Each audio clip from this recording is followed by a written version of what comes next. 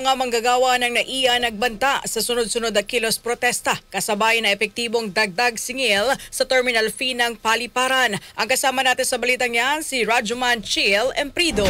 RMN Live Report!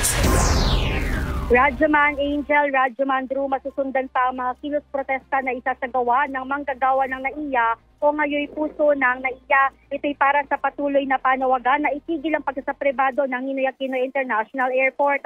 Ayon sa tagapagsalita ng grupo, hindi sila papayag na puro problema sa flood control projects lang ang tinututukan ng pamahalaan dahil marami rin ang maapektuhan sa problema na ito, lalo na yung mga manggagawa at negosyante sa loob at labas ng Paliparan.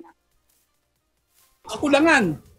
So, ginagarantihan ng ating gobyerno ng MIAA na pag hindi na-attain ng NNIC ang kanilang projected na revenue, babayaran natin. Tama ba yon mga kasama? Tama ba yon? So, hindi lang mga manggagawa apektado dito, pati yung mga negosyo nasa loob at labas ng Paliparan apektado rito dahil ang tataas, 700 to 1,000% ang tinaas. Makatwiran ba yun? Makatwiran ba yun? Makatao ba yun?